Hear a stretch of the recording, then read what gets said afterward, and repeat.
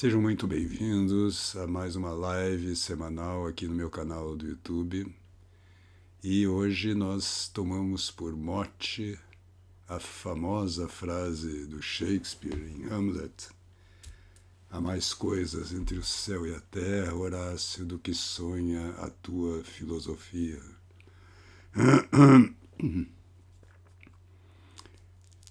E vamos pegar o mote pensando no materialismo moderno e nas ciências modernas. A gente até poderia dizer: há mais coisas entre o céu e a terra do que sonha a nossa ciência. O van, que muitas vezes as pessoas...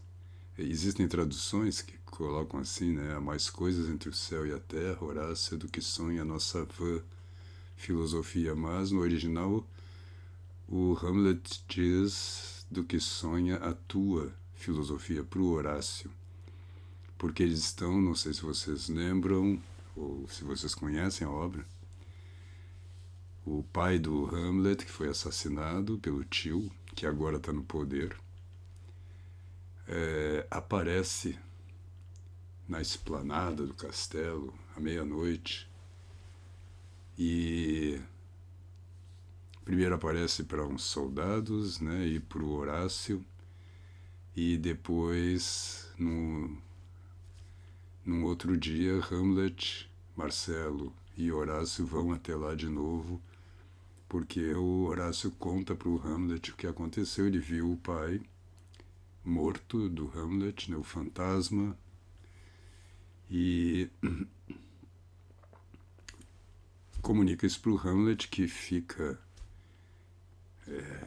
espantado com a notícia e excitado com a possibilidade de entrar em contato com seu amado pai. E vai para a esplanada, e aí ele tem um encontro com o pai, que o chama à parte e revela que está no purgatório, não é? Porque ele diz que foi condenado para, durante um tempo, sofrer as penas por causa dos seus pecados, porque ele foi morto repentinamente, não teve tempo de receber a extrema-unção e fazer uma confissão. Então ele está nesse lugar onde ele, durante a noite, ele fica como que peregrinando, né? E durante o dia sofrendo as penas, né? Se purificando dos seus pecados. Há uma discussão, inclusive, grande, se Shakespeare era católico ou era anglicano, né? Se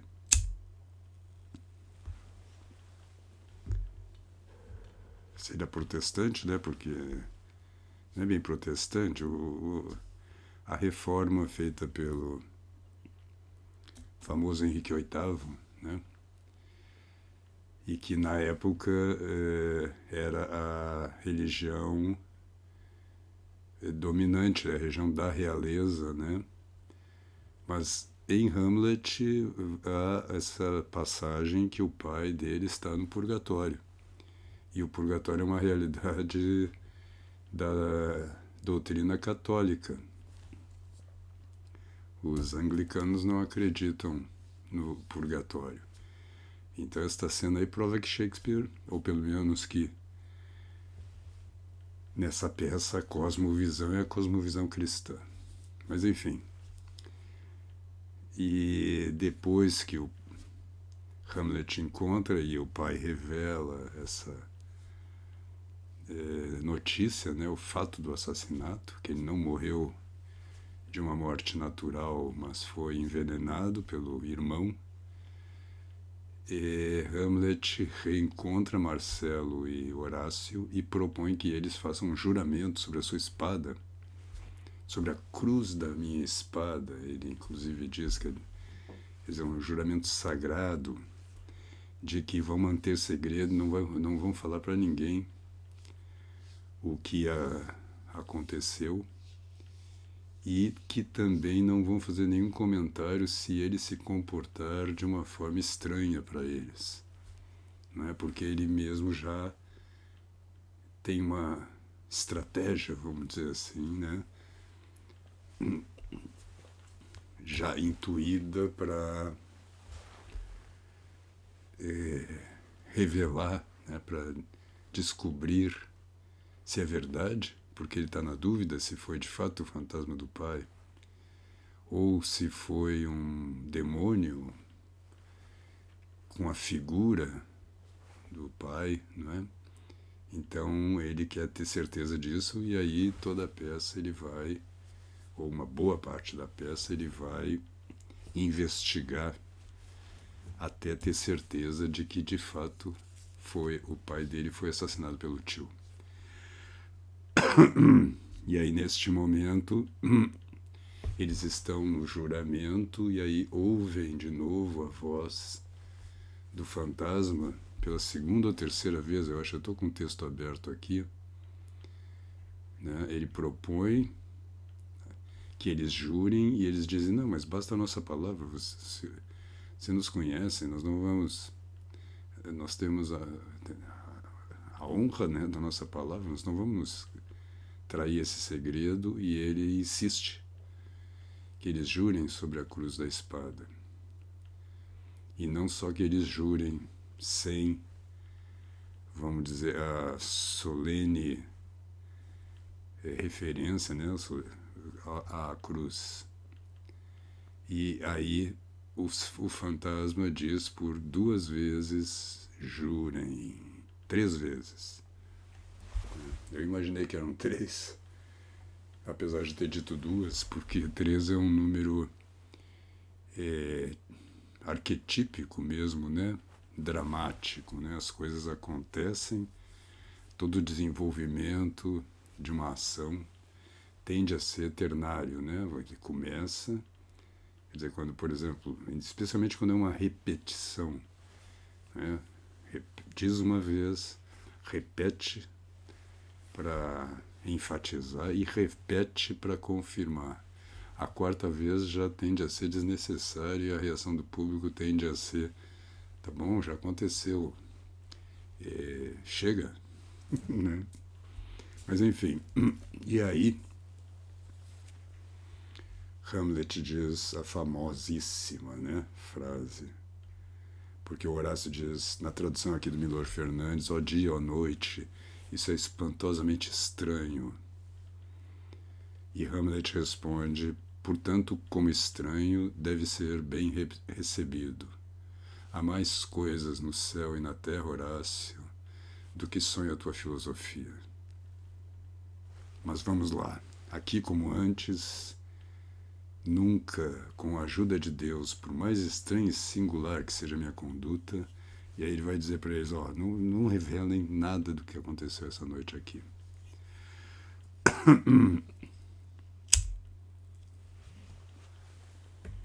Bom, hoje a gente poderia dizer, porque se você afirma alguma coisa hoje, as perguntas, as pessoas em geral relacionam, quer dizer, fazem a sua credulidade depender da ciência. Se você disser, isto está provado cientificamente, né, as pessoas aceitam. Isso está provado, as pessoas têm uma necessidade de provas, e geralmente quando elas pensam provas, elas pensam provas científicas. Acontece que a ciência só tem acesso àquilo que é material, né? A não ser as ciências, vamos dizer, puramente teóricas, como a matemática, a geometria, né, que aí está trabalhando com o plano das ideias. Aí essa minha observação não cabe. Mas as ciências experimentais e as ciências contemporâneas, né, elas só têm acesso àquilo que é material, não é? E, entretanto, há mais coisas entre o céu e a terra do que aquilo que a ciência pode detectar. Então, por exemplo, a questão da consciência, você já pensou nisso?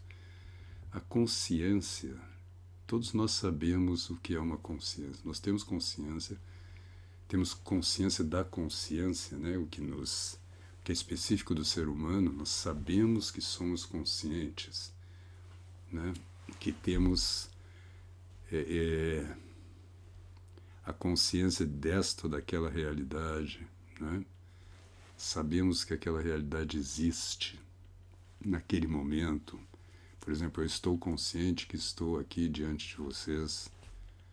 Estou consciente, inclusive, que como é uma gravação, nestas próximas semanas eu não vou poder estar online, né, por causa de um trabalho, e, portanto, eu estou consciente de que estou gravando aqui no meu escritório esta live e que vou publicá-la amanhã no YouTube.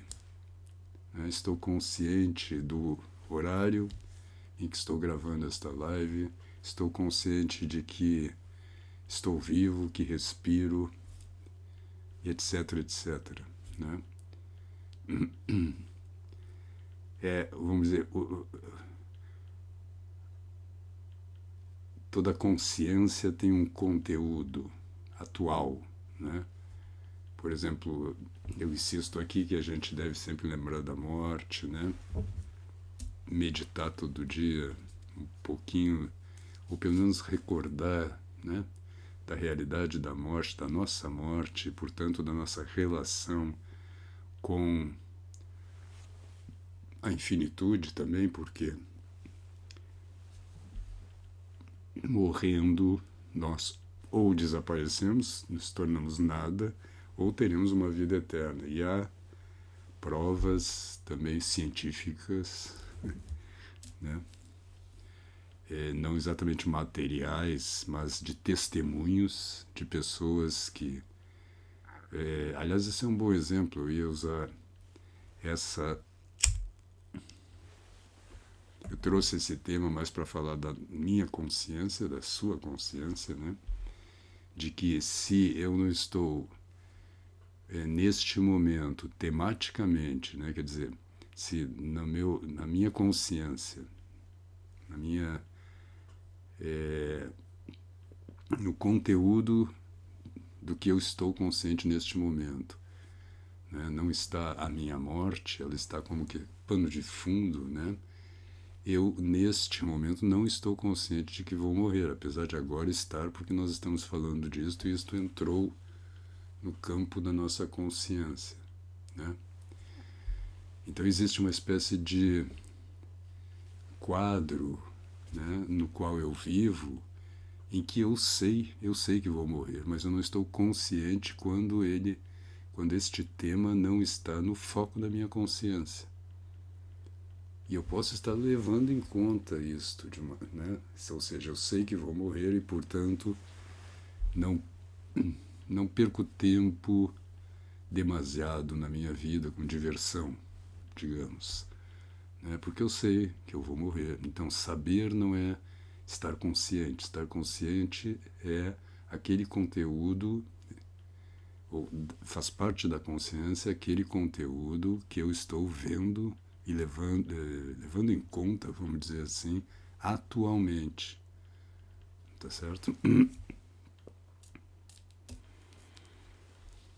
Então eu estava usando isso como exemplo, mas a gente pode trazer o tema não da morte agora, mas da vida após a morte, como um dos temas que a nossa ciência, né, ela até alguns cientistas trabalham com isso. Por quê? Porque nós temos provas agora, testemunhais, e que são muito difíceis de refutar, né, de que pelo menos há uma vida temporária, da vida eterna. Essas provas não são suficientes, mas que a alma sobrevive ao corpo, né? E não só isso, que a consciência não é um produto do cérebro, isto está provado por testemunhos, né? Ou seja, os chamados casos, né, de quase morte, em que a pessoa morre, tem uma parada não só cardíaca, mas cerebral, o cérebro para de funcionar, né, e isto é detectado cientificamente pelos aparelhos, não há atividade cerebral, não há atividade cardíaca, o sujeito está fisicamente morto e, entretanto, ele depois ele é ressuscitado, ele volta à vida através de procedimentos médicos e ou às vezes sem nenhum procedimento direto de reanimação, vamos dizer assim, mas ele simplesmente volta a viver e narra que viu os médicos tentando ressuscitá-lo, por exemplo. Às vezes ele vê coisas em outros lugares ou fora da sala do hospital e descreve o que ele viu enquanto estava fisiologicamente, corporalmente morto. As narrativas são inúmeras hoje em dia, né? Então isso está testemunhado, né? E é muito difícil você argumentar aí, você não, você destruir, vamos dizer assim, esses argumentos. Isso é uma prova cabal, né? Entretanto, ainda as pessoas acreditam, muitas pessoas acreditam que a consciência é um produto da atividade cerebral. Então, ou elas não conhecem esse material, ou esses testemunhos, que são inúmeros, né? Tem o famoso testemunho da Glória Polo, né, que vocês encontram aqui na internet,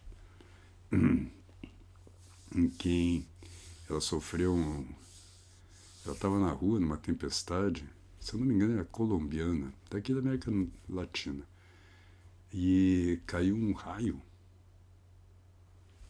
que queimou-a, né? Ela estava com guarda-chuva e ele atraiu como um para-raio, né? Caiu um raio no guarda-chuva dela, ela estava com uma sobrinha, se eu não me engano, agora eu não me lembro porque eu não imaginava que eu ia falar disso, não peguei aqui no... Mas você pode googlar aí, Glória Polo.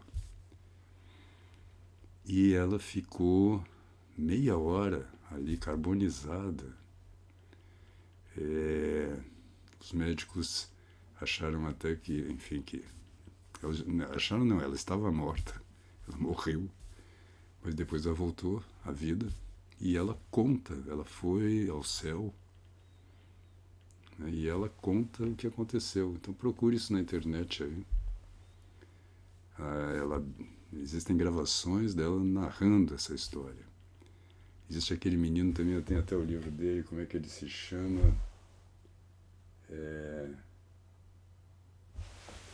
Todd Burpo, um menino americano, filho de um pastor, onde aconteceu também isso. Ele teve uma parada cardíaca e cerebral no hospital e foi ao céu, né? Viu um avô dele que ele não conhecia,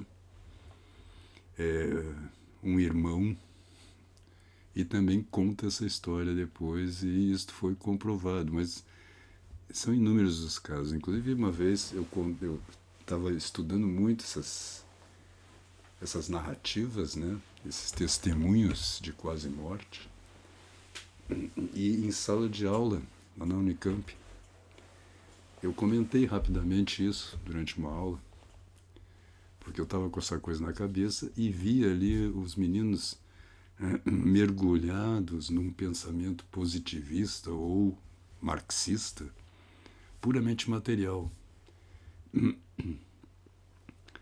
E eu dizia para eles, vocês não podem desconsiderar isso. né? Vocês têm que estudar essas narrativas, essas histórias de milagres. Outros milagres que a gente conhece são das hóstias que sangram, que também você pode... São outros em que você tem dados, né, experimentais, científicos, né, que provam que aquela hóstia, aquele sangue que está naquela hóstia, né, não que ela sangrou exatamente, mas que há aquele sangue ali, e que inclusive é um sangue que está pulsando, que está como se tivesse acabado de ser retirado de um organismo, né? E tinha um pessoal mais ativista nessa turma. Teve um menino, inclusive, que foi me denunciar a coordenação do curso, foi reclamar porque eu tinha dito que eles tinham que acreditar em milagres, o que era mentira. Mas veja como a cabeça das pessoas funciona. O que eu disse não foi isso. Eu não disse vocês têm que acreditar em milagres. Eu disse vocês não podem ignorar essas narrativas. Vocês têm que estudar esse assunto, não é? Porque são coisas, e aqui vem a nossa ciência, são coisas que a ciência ela não prova, exatamente porque ela não tem acesso à dimensão imaterial das coisas, mas ela indica, né? Quer dizer, ela tem experimentalmente o registro de fatos que são inexplicáveis do ponto de vista material. E qual é a reação das pessoas? As pessoas simplesmente dizem, eu não acredito, mas não é eu não acredito, elas na verdade estão dizendo, eu não quero saber disto porque isto vai abalar a minha filosofia, a minha cosmovisão, né? Que é pequenininha, né? E só abarca aquilo que eu, vamos dizer, decidi que merece ser real. Não é isso? Isso é falta de meditação, no fundo. É falta de consciência, da verdadeira consciência, que é aquela que olha para as coisas sem pré-juízos, sem pré-conceitos, né? E deixa que as coisas falem, né? Mas deixando de lado os milagres, e pensemos agora, finalizando já a nossa conversa de hoje, pensemos nas formas, porque há muitas coisas entre o céu e a terra, diz o Hamlet, né? Se a gente considerar o céu como o mundo das ideias, vamos dizer assim, um mundo puramente imaterial, não só das ideias, das consciências também, que eu entrei no tema da consciência porque eu disse isso para você, né? Preste atenção, a sua consciência não é material, né? A gente já comentou em lives passadas aqui, a gente já comentou que na cosmovisão tradicional do cristianismo, né, nós temos 3 níveis ontológicos, espírito, alma e corpo. Está lá em São Paulo, né? São Tomás também fala disso, só que ele divide a alma, vamos dizer assim, em 2 instâncias, a alma imaterial e a alma já corpórea, vamos dizer assim, né? Depende também de como você entender, ele não é muito explícito sobre isso. Mas São Paulo é explícito, ele fala em espírito, alma e corpo, né? São 3 níveis. Mas São Tomás fala também explicitamente de um reino sutil, né, que não é corpóreo, mas também não é espiritual. é este mundo do psiquismo, do sonho. Quando você sonha, por exemplo, os seus sonhos, eles acontecem num lugar que não é corpóreo, eles não ocupam lugar no espaço. Quando você sonha com um elefante, você não fica mais pesado. Não é isso? E outra coisa que compõe este nosso mundo está sempre... Nós já falamos outro dia sobre as ideias que nós captamos nas coisas, né? A forma das coisas. A forma das coisas é imaterial também. E nós convivemos com as formas o tempo todo. Nós, seres humanos, captamos, entendemos as formas, distinguimos as coisas, fazemos conceitos delas, né? Definições, porque nós estamos tratando das formas. Então, pense nisso, por exemplo. Pegue uma estátua em barro, depois imagine que você amassa esse barro, a argila, né? E você faz um pote. Depois você amassa essa argila e você faz uma esfera sólida. Né? São 3 formas diferentes que nós vemos na estátua, no pote, na esfera, na bola, né? Entretanto, elas não são materiais, elas não são detectadas por instrumentos, elas não têm peso. Se você pesar a bola, pesar a estátua e pesar o pote, eles vão ter o mesmo peso. A forma não é material, não tem peso. Se você analisar microscopicamente as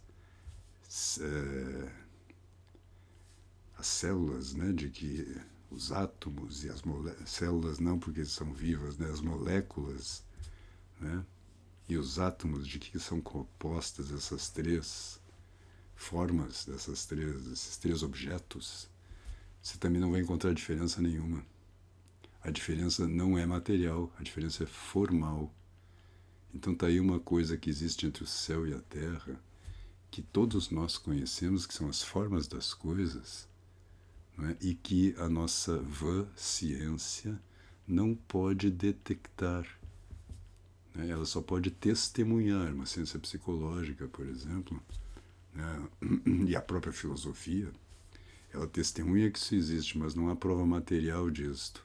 Pelo contrário, a gente deduz, exatamente porque não é possível detectar a diferença entre esses 3 objetos, né? Detectar por instrumento que a forma é imaterial, é captada pela nossa inteligência, né? E configura o objeto. Então ela está, como dizia o Aristóteles, a forma está lá na estátua, a forma está na esfera, a forma está no poste, mas ela não ocupa lugar no espaço, ela não está espacialmente, ela está como um princípio de configuração, mas é um princípio real, concreto, e entretanto não é material. Então é isso. Por hoje, que Deus os abençoe e na terça-feira que vem nos encontramos novamente.